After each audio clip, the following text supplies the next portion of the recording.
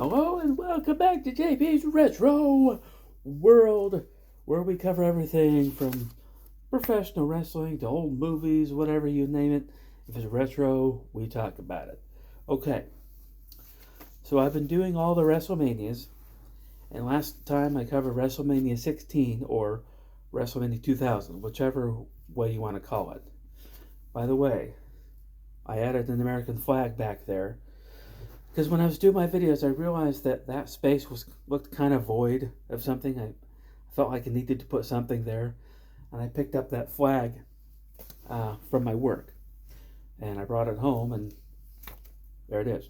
Anyway, so we're covering WrestleMania 17 today, and it was 2001, April 1st, 2001, from the Reliant Astrodome in Houston, Texas. Now, the main event for this, I didn't really care anything about because once again it was Stone Cold Steve Austin versus The Rock. Yet again. I didn't care. But, nevertheless, I watched it and I wrote down the card and the results and everything.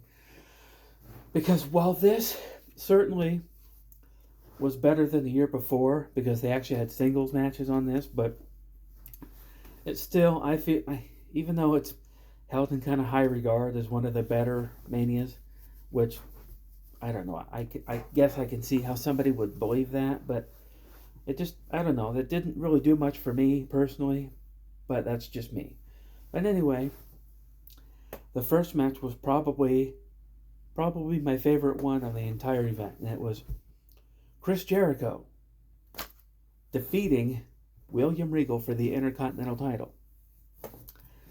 And because I've made it known I'm a big Chris Jericho fan, and he won the Intercontinental title yet again at this event against William Regal, who I also kind of liked. I kind of like his style, and anyway, good match.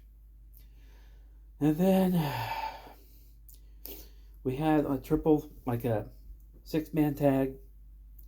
We had the Right to Censor taking on the APA with Taz, which I didn't care about the Right to Censor group. I mean, they did their jobs as heels, and people booed them, and I just, I think the whole reason why they had the Right to Censor at the time was because the WWF was getting a lot of complaints, mostly from mothers that were watching the product saying this isn't appropriate for kids. They need to tone down the violence. They need to tone this down. They need to tone that down. And the WWF basically came up with the Right to Censor, so that they could kind of make fun and mock all those people. But anyway, APA, it's basically the Acolytes, Farouk and Bradshaw with Taz. But those three guys won that match, so whatever. So then there was a hardcore title match, where it was Raven versus The Big Show versus Kane, triple threat and hardcore match, in which Kane was victorious. They went all over the place with this fight, but Kane, I think, finally, he choke slammed Big Show through this table, and he did the same thing, Raven. So then Kane went down and pinned either one or both of them to walk away with a hardcore title. So anyway, yeah. Okay, then next up on the card was Eddie Guerrero with Perry Saturn versus Test. And that was for the European title, in which Eddie Guerrero won that one. So, okay, and then we had a match that while it was happening probably would have interested me, but now I didn't care because one of the individuals in this match did something very terrible in his life, and I don't really acknowledge him. The WWF doesn't really acknowledge him, which I think is the right move. But anyway, it was Kurt Angle versus Chris Benoit, and fortunately Kurt Angle won that one. So then we had a women's title match. Ivory defending the title against China. China easily defeated Ivory in that one, just easily. Now there was a little bit of a story with that match. Now, Ivory, who was a member of Right to Censor, she would kind of give China a hard time because China had posed for Playboy, and the Right to Censor, they were all against immoral things like that. So China took exception to that. So at the Royal Rumble, they wrestled, but China got injured, had to be hauled away in a stretcher. But then when she came back, she challenged Ivory again, but this time at WrestleMania, and this time China won easily. So there's that. And then you had Shane McMahon versus Vince McMahon in a street fight where Linda McMahon was involved and Stephanie was involved and Trish Stratus was involved, and it was kind of chaotic scene where Linda had found out that Vince had been cheating on her with all these WWF women. Come to find out that this was probably actually happening behind the scenes. I don't know, but anyway, Shane McMahon won that fight. Yay or boo or whatever. And then we had a TLC triple threat tag match. Once again, Hardys versus Edge and Christian versus Dudley's. Edge and Christian won that one, and it was for the tag titles. So there's a lot of action in that match, I guess.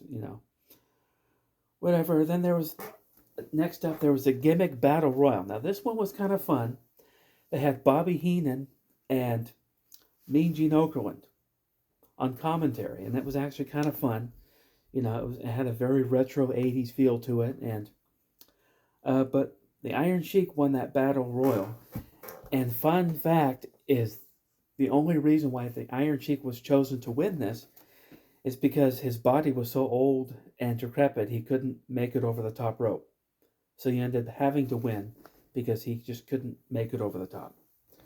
So, but right after he won, Sergeant Slaughter came in, put him in the Cobra Clutch. So, anyway. So then we had a match between The Undertaker and Triple H. I guess those two had been having a feud because I guess Triple H went out on Raw and said, "Oh, I've beaten everybody in the WWF, so I'm owed a title shot." So then The Undertaker came out and said, "You've never beaten me." So they had a match. Undertaker won. And then they had the main event, Rock versus Austin, which, I recognize that Steve Austin and The Rock were both really big stars. I'm not denying that. I'm just saying I was never really into either one. I was kind of into Stone Cold for a little bit until he did the whole Austin 316 thing, and then I was out. Then The Rock I just always thought was annoying, so I was never really into him. So, but that was it. That was WrestleMania 17. Some say it was one of the better ones. That's up for you to decide. I wasn't as much into it. I mean, I watched it, but I really wasn't excited about it, and I really wasn't emotionally invested in too many of the matches. So that's just me. Anyway, that is going to do it for this video. Next, we're going to cover WrestleMania 18. And then coming up, we're going to continue on with Rocky, and then I'm going to do some more wrestling figure matches. And then, we're going to start getting into some really fun stuff. So stay tuned. So if you're new here, please go ahead and please click the like button, click the subscribe button, and I will definitely, didn't mean to scare you, definitely see you next time.